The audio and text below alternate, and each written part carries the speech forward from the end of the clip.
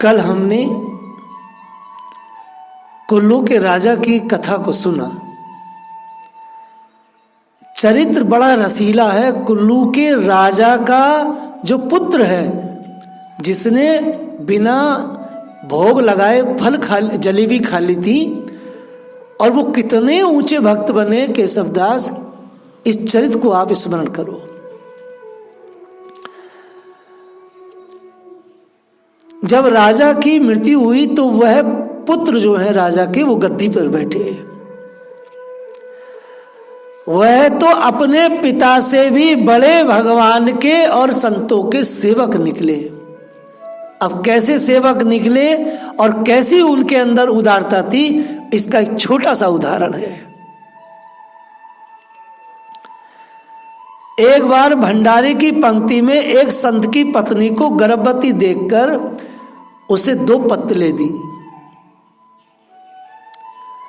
और कहा, गर्भस्थ बालक भक्त है और वह मेरा इष्ट देव है। मैं ऐसा मन में मानता हूं, इसलिए मैं 2 पत्तल रख रहा हूं, क्योंकि वो भी खाएगा। इतना ऊंचा भाव था कुल्लू के राजा के पुत्र का। एक और इनके जीवन का दृष्टांत आता है कि कोई वैष्णव वेशधारी मनुष्य थे और बिंदा वैष्णव वेशधारी थे। कैसे थे? जूती गांठते थे, मोची थे, लेकिन किसी सदगुरु से दीक्षित थे। कंठी पहनते थे, उर्दू पुंड लगाते, बड़ा भाव था और जूती गांठने का काम करते। तो आप जब इनके सामने से गुजरे तो इन राजपुत्र ने कहा उनसे, भगवान आप कृपा कीजिए, क्योंकि मेरा ऐसा मानना समझना है कि आप दूसरे लोगों को संत मानकर उनकी जूतियों की सेवा करते हैं। कितनी ऊंची बात थी। मोची से कहते हैं, मेरा ऐसा मानना है, मेरे मन में ये ऐसी बात आती है कि महाराज आप इन संसार के लोगों की जो जूतियों को सिलते और गांठते हैं, आप इन्हें संत मानते हैं। बहुत ऊंचा सेवा भाव है आपका। लेकिन इस भेष को धारण कर और इस कार्य को देखकर लोगों के मन में कुभाव होता है। ऐसा कहकर उसे वैष्णव सेवा एवं सब निर्वाह के लिए बहुत सी खेती योग्य भूमि देकर और धन देकर उनको ज्ञान का प्रकाश भी दिया, ताकि उनकी बुद्धि भगवान राम में रम जाए। ये कुल्लू के राजा के पुत्र की स्थिति थी। ये वो पुत्र थे जिन्होंने भगवान के भोग लगने से पहले नीचे गिरी हुई जलेबी को खा लिया था और राजा अपने पुत्र को मारना चाहते थे। संतों ने बचा लिया था। ये उस पुत्र का भाव है। तो ऐसी भक्ति कौन दे सकता है? ऐसी भक्ति केशव महात्माओं के अलावा किसी को भी प्राप्त नहीं हो सकती।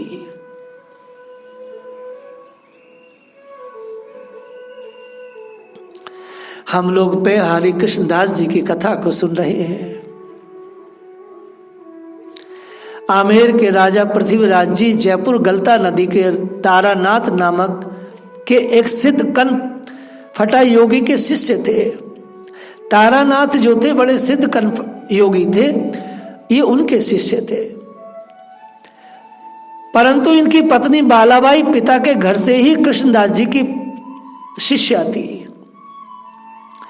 कनपटा श्री रानी जी को भी अपनी शिष्या बनाना चाहता था, परंतु रानी जी इनकार कर गई। तब उसने राजा से कहलवाया, तब भी इनकार कर गई। तब कनपटे ने राजा को उकसाया कि देखो तुम्हारी रानी होकर भी तुम्हारी बात नहीं मानती है, ये उचित नहीं है। तुम इन्हें जोर देकर शिष्य बनने के लिए बाध्य करो। गुरु की बात मानकर राजा ने रानी पर दबाव डाला। तब रानी जी भी परम सिद्ध सदगुरुदेव पयहारी जी का स्मरण कर बैठी और हट पकड़ लिया। भक्ति पक्ष हट नहीं सटताई, दुष्ट तरक सब दूर बहाई। इसके बाद श्री बालाबाई जी ने पयहारी जी को पत्र लिखकर यहाँ की स्थिति सूचित करते हुए आने का अनुरोध किया। श्री पयहारी जी महाराज रानी की प्रार्थना स्वीकार कर विचरते विचरते जयपुर आए। गलता गंगा में स्नान कर उस कनफटे के स्थान पर गए। कनफटे ने इनको वहां अपने स्थान पर नहीं रहने दिया। तब ये उसके आश्रम से अलग समीपी एक वृक्ष के नीचे धूनी लगा करके बैठ गए, परंतु कनफटे ने इनको वहां भी नहीं रहने दिया। इसके दो कारण थे। मैं बार बार कहता हूं, आध्यात्मिक जगत में भौतिक जगत से ज्यादा राग और द्वेष है जया किशोरी। यह भयानक राग द्वेष से कम नहीं है, बहुत है, आकाश की तरह है। जितनी ऊंचाई की भक्ति होगी उतना ही ऊंचाई का राग द्वेष भी होगा, बात समझो। एक तो वह बैरागी साधुओं से स्वाभाविक ही जलता था, दूसरे उसको भय था कि कहीं इनके परम तेज को देखकर प्रभावित होकर लोग इनको पूजने लगे तो फिर हमारी सिद्धाई फीकी पड़ जाएगी। अतः समीप आकर गरज कर बोला, तुम शीघ्र यहां से धूनी उठाकर भाग जाओ, अन्यथा कुशल न होगी। श्री पयहारी जी बड़ी शांति पूर्वक जलती हुई धूनी को, अग्नि को साफी में बांधकर चुपके से वहां से चल दी। इतनी शक्ति थी उनमें, जलती हुई धूनी को कपड़े में बांध के चल दिए। वहां से दूर जाकर जंगल में धूनी लगा लिए। कनफटे ने देखा कि यह तो कोई बहुत भारी सिद्ध मालूम पड़ता है, अगर कहीं जंगल में जम गया तो हम दो कौड़ी के भी नहीं रह जाएंगे। अतः वह दुष्ट सिद्ध बल से बाघ बनकर पयहारी जी के समीप आकर गरज गरज कर डर पाने लगा। आप अध्यात्म में कितना राग द्वेष है, इस तथ्य पर कथा सुन रहे हैं। आप ये गलतफहमी में ना रहे कि आध्यात्मिक क्षेत्र में राग द्वेष नहीं है। अध्यात्म में भी बहुत राग द्वेष है, लेकिन जो उससे बच गया तो बस काम बन गया। अध्यात्म में वैराग्य तो बहुत है, लेकिन वैराग्य के साथ राग द्वेष भी बहुत है।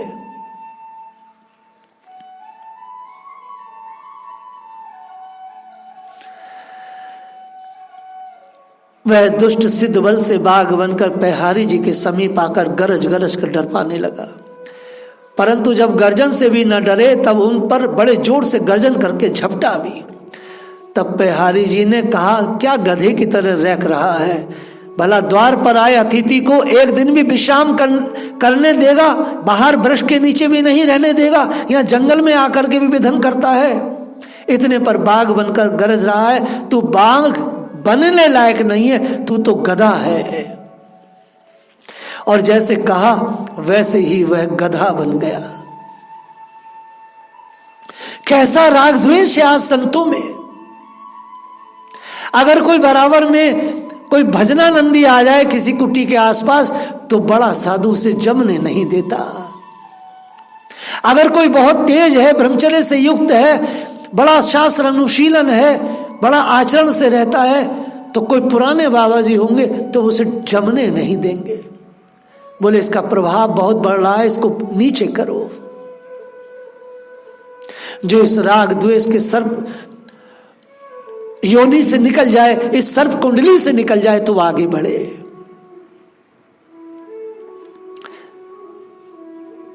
यह देखकर सभी कनफटे बड़े विस्मित हुए। इतने में क्या देखते हैं, सबके कानों से मुद्राएं निकलकर पयहारी जी के पास इकट्ठी हो गई। सभी सिद्ध कनफटे योगी जोर लगाकर हार गए, परंतु वे ना तो अपनी मुद्रा ही संभाल सके और ना अपने गुरु से गधा मनुष्य ही बना सके।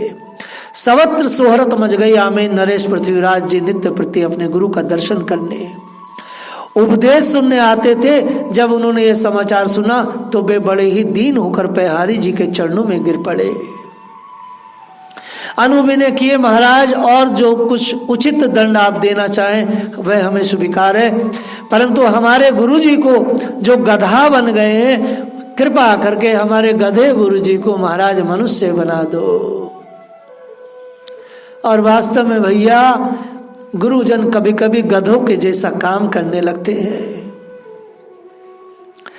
श्री पयहारी जी ने कहा, अच्छा जाओ उन्हें लिवा लाओ।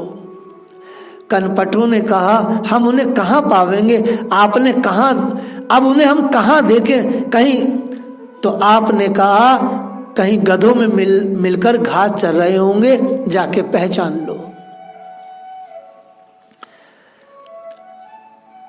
उन सब ने पूछा उन्हें पहचानेंगे कैसे कि हमारे गुरुजी हैं? इन इतने सारे गधों में हमारे गुरुजी कौन से वाले गधा हैं महाराज, हम कैसे पहचानेंगे? आपने कहा ध्यान से देखना, उनके कान फटे होंगे। कान फटे गए, खोजकर कान पकड़ करके गुरुजी को ले आए, क्योंकि गुरुजी गधा बन गए थे, आसानी से आ नहीं रहे थे। तो कान फटे गुरुजी जो गधा बने थे उनको लेकर के वो आने लगे। श्री पयहारी जी ने पुनः कृपा करके उसे मनुष्य बना दिया। आज्ञा दी, आज से कनफटा हमारी धूनी में नित्य प्रति काष्ठ लाकर डालेंगे, मेरी धूनी चेतावेंगे। सबने आज्ञा सिरुधार्य की। आज तक कनफटा उस आज्ञा का पालन करते हुए पयहारी जी की धूनी जो गलता स्थान पर है वहां कनफटे भी रहते हैं, लेकिन वहां के मुख्य जो है वो पयहारी जी है। इस प्रकार पयहारी जी का परम पावन स्वेश आज तक जगमगा रहा है। श्री पृथ्वीराज जी ने देखा कि जब हमारे कनपटा गुरु अपने ही उद्धार करने में असमर्थ हैं तो ये हमारा उद्धार क्या करेंगे? गुरु तो समर्थ होना चाहिए, गुरु तो भजनानंदी होना चाहिए, गुरु तो वैरागी होना चाहिए। गुरु के पास दो चीजें तो बहुत विशेष कर होनी चाहिए। एक तो गुरु शास्त्रविद हो और शास्त्रों के अनुसार अपने जीवन को धारण करा हो। पृथ्वीराज जी भी सर्वतोभावेन सर्वस्व समर्पण पूर्वक पयहारी जी के शिष्य बन गए। श्री पयहारी जी भी इनके ऊपर खूब कृपा किए, खूब कृपा किए। वास्तव में अगर देखा जाए तो इन 1200-1400 वर्षों के जो भक्तों की श्रृंखला है उसमें पयहारी जी जो हैं वह सुमेरु पर्वत है।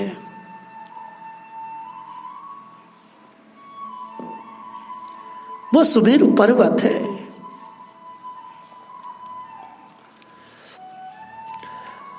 यदि हम अपने राग द्वेष को जीत लें तो अध्यात्म में हम बहुत बड़ी स्थिति में पहुंच सकते हैं।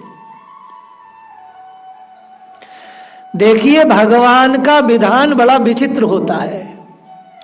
ये पंक्ति आप लिख लो कस के।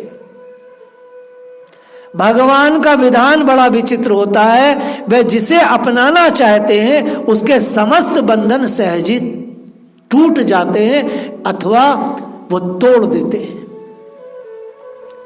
पिता का विरोध, माँ का विरोध, पति का विरोध, पत्नी का विरोध, इसका विरोध, उसका विरोध, ये सारे बंधन जितने हैं ये जभी तक हैं जब तक कि आपको भगवान ने नहीं अपनाया है।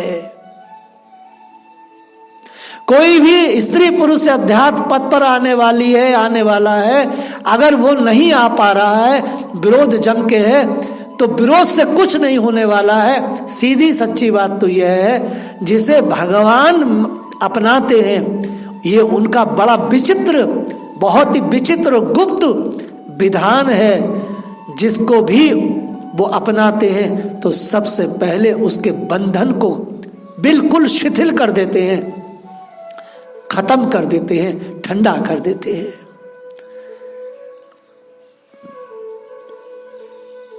बिल्कुल खत्म कर देते हैं। क्योंकि भैया भगवान की स्थिति क्या है? जो निरंतर श्री राम नाम रटते हैं, जिनकी जिह्वा एक क्षण के लिए भी छोड़ती नहीं है, वो व्यक्ति बड़ा विशेष है। हम आपको एक रसीला चरित्र सुना रहे हैं। पयहारी जी के एक शिष्य थे हटि नारायण दास जी। ये हटि नारायण दास जी ऐसे थे, इतने ये विशेष थे कि इनको भगवान के नाम में इतना रस था, इतनी इनकी निष्ठा थी कि ये एक पल के लिए भी भगवान के नाम को नहीं छोड़ते थे। अगर ये भोजन करते थे तो भोजन करते समय अगर कोई इनके बदले का नाम इनको सुनावे तो भोजन करे, नहीं तो ये भोजन नहीं करते थे। और एक बार ऐसा ही हुआ, एक बार ये गांव में गए, कीर्तन इत्यादि कर रहे थे, वहां पे इन लोगों ने कहा महाराज जी प्रसाद पाइए, आप तो भगवान का नाम 24 घंटे लेते।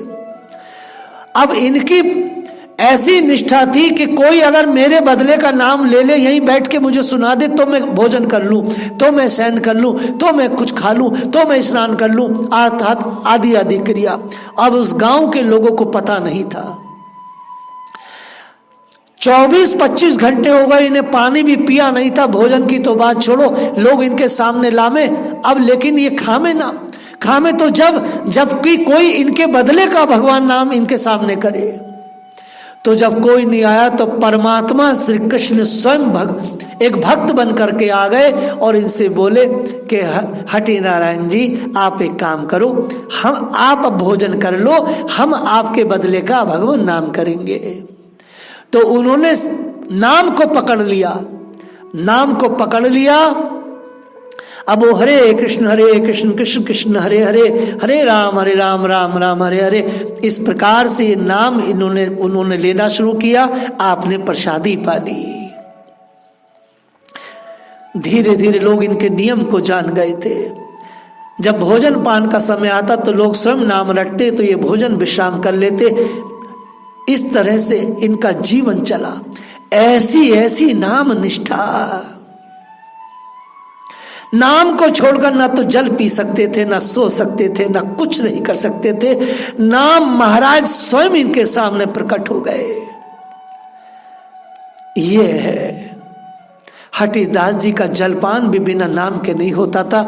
इसलिए ऐसे ऐसे महात्मा हुए हैं कि आप जब नाम लोगे तभी वो आपकी प्रसादी को पाएंगे। तो संसार के सारे बंधन नाम निष्ठा से खुल जाते हैं, टूट जाते हैं, समाप्त हो जाते हैं। भगवान का बड़ा विचित्र विधान है। वो जिसे अपनाते हैं उसके बंधन को भी तोड़ देते हैं, पता भी नहीं देते कि मैंने तोड़ दिया तेरा बंधन। आप भी ऐसी निष्ठा को जब अपने जीवन में लाएंगे तो बंधन तो सूत के धागों की तरह टूट जाएंगे।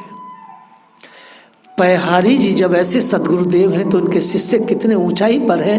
ये छोटा सा दृष्टांत मैंने हठी जी का दिया। आगे के चरित्र को हम लोग कल स्मरण करेंगे। जय राधा।